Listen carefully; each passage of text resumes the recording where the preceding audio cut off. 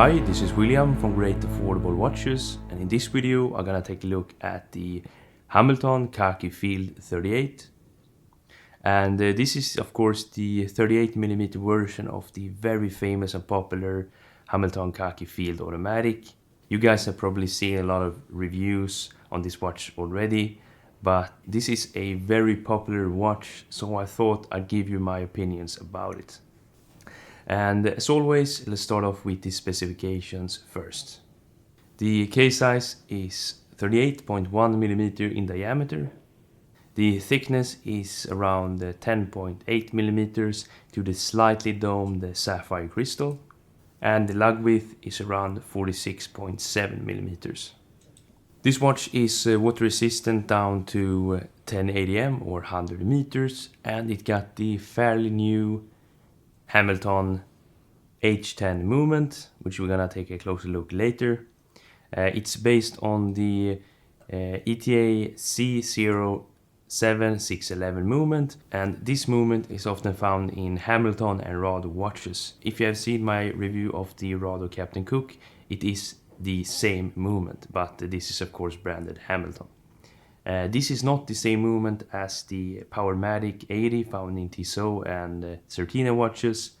Those watches have some plastic parts, which some people don't like, but this watch got all metal parts from my knowledge.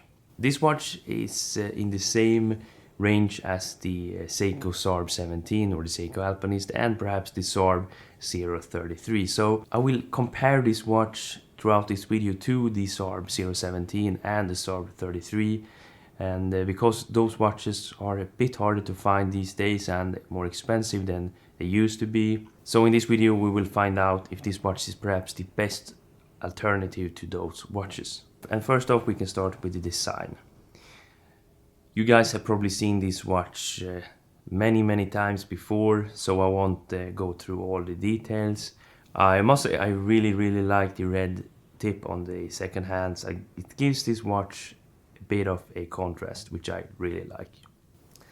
One other thing I really like is the finishing on this watch. Some people don't like the fact that the bezel is polished, but I really like it. I like the contrast between the polished bezel and the brushed lugs. I think it gives this watch a bit more of a dressy look than your typical field watch like the Hamilton Khaki Mechanical, and this is of course subjective, but I really like it.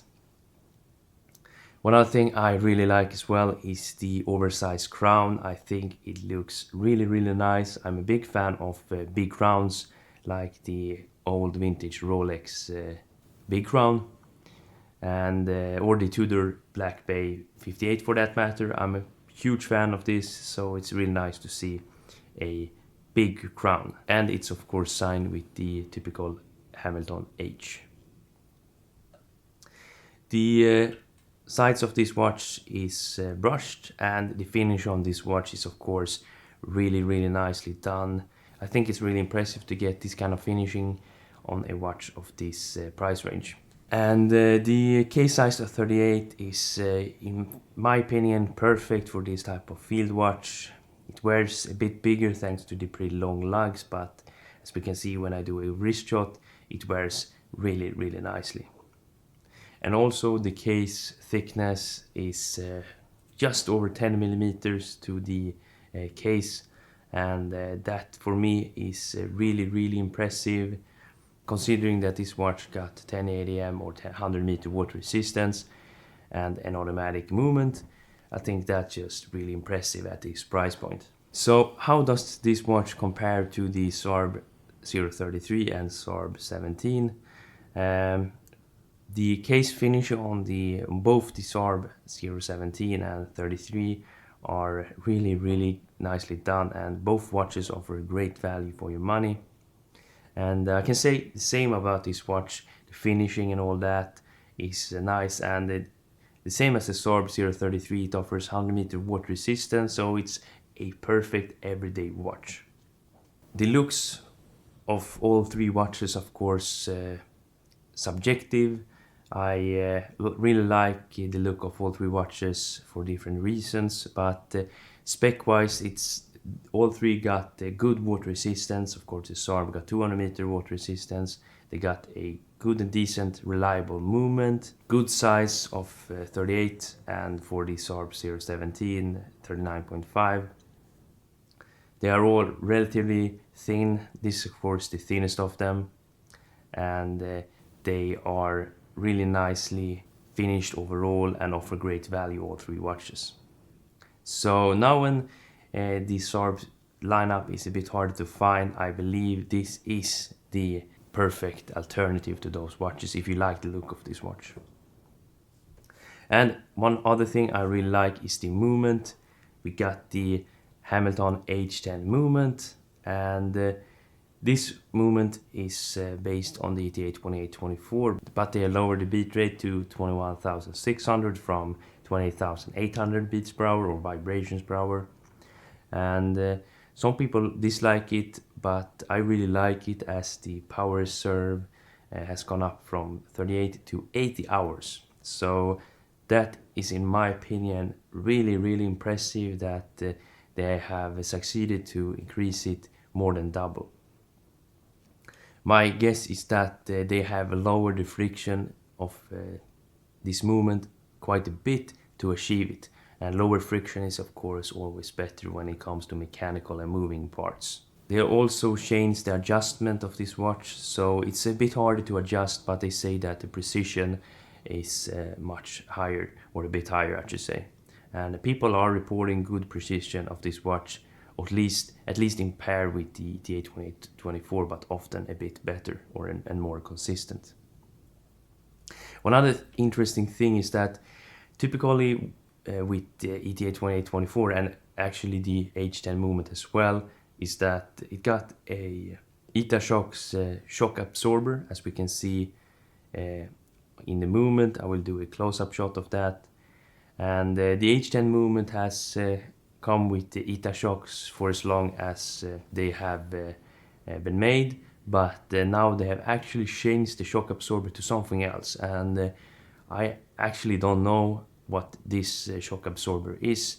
It's perhaps some kind of new shock absorber from EDA, I'm not really sure. So if you know about something about this, please let me know down in the comment section. I have never seen it before and I can't find any information about it. So that's really impressive. Is it a downgrade or upgrade from the EthaShocks? I don't really know, but I would love to find out. Okay, we can do a wrist shot now so you can see how it looks on my 7-inch wrist. Okay, here it is, and I think this watch looks absolutely fantastic on the wrist. It sits really nicely. It's very thin, and I'm just impressed that this watch is as thin as it is, considering the water resistance and the movement. Yeah, I think the case size of this watch and the size and dimensions overall are spot on for me and my 7-inch wrist. I'm just really impressed with this watch. I think this is definitely the best watch right now under $500. I can't really come up with a single watch right now that are being produced. The Sarb 033 and Sarb 17 are not produced anymore. That's why I'm saying this. But you can still compare it to those watches, which are among my favorites as well. But for around $500 and often a bit less, around $400, you get fantastic value for your money. You got the Hamilton history and all that. You get good finishing, a great movement in my opinion, and especially great looks. I think this watch looks really nice. I'm a huge fan of this watch, as you probably have heard. And for the money, I can't really find anything wrong with it. Perhaps the strap is not the best, and I know some will ask, this clasp is actually from Christopher Ward. It's a Christopher Ward deploying clasp, actually one of my favorites. I've talked about it briefly before, but it's from Christopher Ward, so you can check it out. But other than the strap, I'm just really impressed with this watch. I think if you like the look of this watch, which is of course subjective, I think it's perhaps the best watch that's being produced under $500 right now. Okay, let me know what you think of this watch down in the comment section. Do you agree with me? Do you think this watch is the best or one of the best watches at this size and at this price point you can get right now?